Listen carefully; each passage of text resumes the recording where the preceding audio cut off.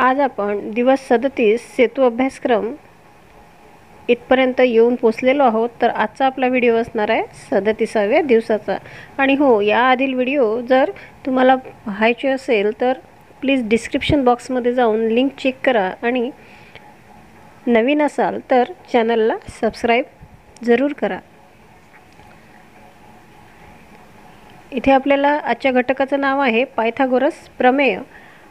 Pythagoras हे नाव ऐकलं की आपल्याला थोडं परिचयाचं वाटत नाही, तर आपल्याकडचं हे नाव नाही आहे। हे जे नाव आहे पायथागोरस हे एका गणितज्ञाचं नाव आहे। ग्रीक गणिती जो पायथागोरस नावाचा व्यक्ती होता त्याने सर्वात आधी हा सिद्धांत सिद्ध केला, म्हणून त्याचं नाव या सिद्धांताला दिलं, म्हणून याला पायथागोरस प्रमेय असं आपण म्हणतो।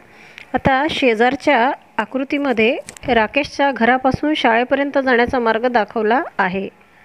आता इथे घर दाखवलेलं आहे ए पॉइंटला, त्यानंतर सी पॉइंटला शाळा दाखवलेली आहे। तिला घरापासून शाळेपर्यंत जवळच्या मार्गाने जायचे असल्यास ती कोणता मार्ग निवडेल? घरापासून जर शाळेपर्यंत जायचे असेल तर आपण ऑफकोर्स आपल्याला ए पासून सी पर्यंत जाणे हा सरळ मार्ग जो आहे तो सोयीचा पडेल। ए सी हा सरळ मार्ग आहे आणि या रस्त्याने जर जायचं असेल तर ए पासून आपल्याला बी पर्यंत यावं लागेल आणि बी पासून परत सी पर्यंत जावं लागेल जिथे शाळा आहे। हा काटकोनी मार्ग आहे आणि हा ए सी जो आहे हा सरळ मार्ग आहे। आपलं उत्तर काय राहील?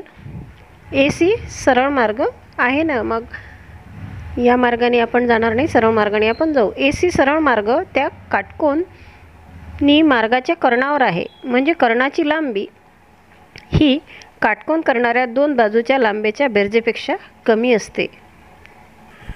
आता इथे कर्ण हा शब्द आलेला आहे। मग आता कर्ण म्हणजे काय? तर ही जी बाजू आहे याला आपण काय म्हणू? कर्ण म्हणू। ही काटकोन त्रिकोणाचीच आकृती आहे, याला आपण कर्ण म्हणू। ही जी सरळ बाजू आहे ती कर्ण आहे।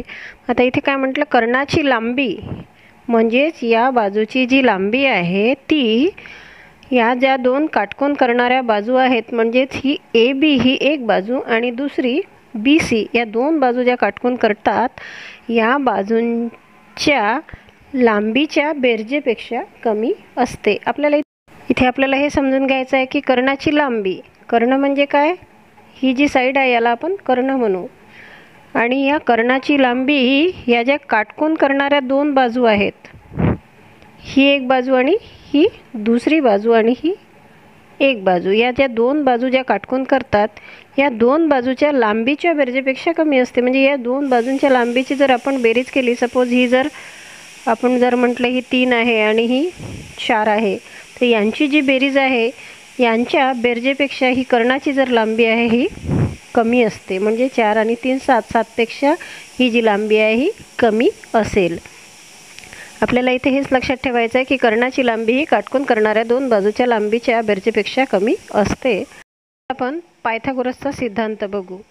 पायथागोरस या ग्रीक गणितीने सर्वप्रथम या सिद्धांताची सिद्धता दिली, म्हणून याचं नाव या सिद्धांताला देण्यात आलं। हे आपण पूर्वीच स्टार्टिंगला समजून घेतलं। आता आपल्याला हा नेमका सिद्धांत काय आहे? तर काटकोन त्रिकोणात कर्णाचा वर्ग उरलेल्या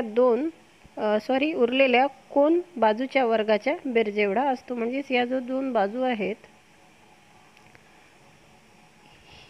ही एक बाजू आणि ही जी आहे ही दुसरी बाजू, या दोन बाजूंच्या लांबीचा जो वर्ग आहे, सपोज याचा ए वर्ग आहे आणि हा जर घेतला आपण बी वर्ग आहे, तर या दोन बाजूंच्या लांबीचा वर्ग जो आहे त्या वर्गाची बेरीज म्हणजेच हा कर्ण असतो, याला आपण सी वर्ग असं म्हणू। आता ही कृती दिलेली आहे आपल्याला इथे आणि या कृती क्रमांक 1 दाखवल्याप्रमाणे एका कार्डशीटचे समान मापाचे 4 काटकोन त्रिकोण कापा, त्याच्या बाजूंची लांबी ए बी सी एककांनी दाखवा। इथे दाखवलेली आहे आकृतीमध्ये। आकृती क्रमांक 2 मध्ये दाखवल्याप्रमाणे त्याच्यापासून बी अधिक सी बाजू असलेले चौरस बनवा। आकृती क्रमांक 2 आणि ही कृती जी आहे ही आपल्याला करून पाहायची आहे आणि करून पाहिल्यानंतर आपल्याला इथे हे सूत्र मिळालेलं आहे की एचा वर्ग म्हणजेच हा जो कर्ण आहे याचा वर्ग बरोबर ही जी काटकोन करणारी बाजू आहे या बाजूचा वर्ग म्हणजेच बीचा वर्ग आणि दुसरी बाजू आहे सी म्हणजे सीचा वर्ग, म्हणजेच हे पायथागोरसचा सिद्धांत आपल्याला इथे मिळालेला आहे. दुसरी सुद्धा कृती दिलेली आहे इथे. या कृतीमध्ये म्हटलेलं आहे की चौकट वहीचा वापर करून 9 चौरस डबे व 16 चौरस डबे असलेली चौरस आकृती कागद कापा. तर ही कृती तुम्हाला करायची आहे आणि इथे 9 चौरस डबे आणि इथे 16 चौरस डबे दाखवलेले आहेत. आकृतीमध्ये दाखवल्याप्रमाणे त्या चौरसाच्या बाजू काटकोनात ठेवा. या चौरसाच्या ज्या बाजू आहेत त्या काटकोनात ठेवल्या म्हणजे ही एक बाजू आणि ही एक बाजू ह्या ठेवल्या आणि काटकोन त्रिकोणाचा कर्ण काढा. आता हा कर्ण कसा निघेल तर हे 9 आणि हे 16 हा 9 जो आहे हा 3चा वर्ग आहे आणि 16 जो आहे हा 4चा वर्ग आहे. कर्णाच्या लांबीवर बसेल अशा पद्धतीने त्या 2 चौरसांपासून नवीन चौरस तयार करा. हे दुसऱ्या आकृतीमध्ये दाखवलेलं आहे त्याप्रमाणे आपल्याला हे तयार करायचे आहेत.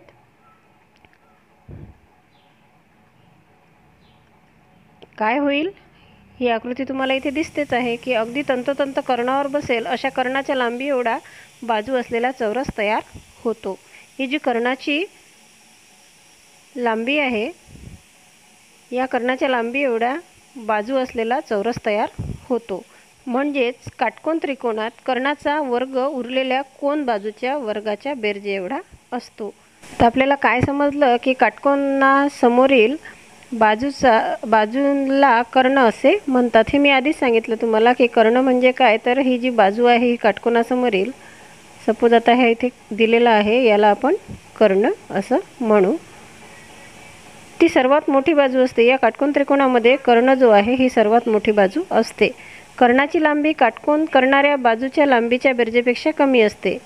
कर्णाची जी लांबी आहे ती ह्या ज्या काटकोन करणाऱ्या 2 बाजू आहेत, या काटकोन करणाऱ्या ज्या 2 बाजू आहेत या बाजूच्या लांबीच्या बेरजेपेक्षा केव्हाही कमी असते. सपोज ही ए आहे आणि ही बी आहे, तर या ए अधिक बी पेक्षा ही लांबी कधीही कमी असणार. सी सपोज आपण याला केलं तर ही कमी असणार. कर्णाचा वर्ग हा उरलेल्या बाजूच्या वर्गाच्या बेरजेएवढा असतो. हा सिद्धांतच आहे की कर्णाचा वर्ग हा उरलेल्या बाजूंच्या वर्गाच्या बेरजेएवढा असतो. आपल्याला इथे सराव कोपरा दिलेला आहे. यामध्ये पहिलं उदाहरण सोडू. कोन ABC मध्ये कोन C 90 अंश. कोन ABC मधील सर्वात मोठी बाजू कोणती? आपल्याला वर आपण ही चर्चा केली वर आणि त्यावरून आपल्याला असं कळलं की सर्वात मोठी बाजू कुठली असते? कर्ण. म्हणून आपल्याला इथे सर्वात मोठी बाजू ABC मध्ये कुठली लिहावं लागेल? बाजू AB ही सर्वात मोठी बाजू आहे. यानंतर दुसरं उदाहरण. काटकोन कोन LMN मध्ये कोन N बरोबर 90 अंश, लेंग्थ MN बरोबर 20 सेमी आणि लेंग्थ LN 15 सेमी. रेखा LM ची लांबी काढा. या उदाहरणामध्ये आपल्याला उकल लिहून दिलेली आहे. काही ठिकाणी रिकाम्या जागा आहेत त्या पूर्ण करायच्या आहेत. आपल्याला इथे सुरुवातीला दिसतंय की पायथागोरस सिद्धांतानुसार, तर पायथागोरसचा सिद्धांत आपल्याला माहिती आहे कर्णाचा वर्ग, म्हणून इथे कर्ण जो आहे तो आहे LM.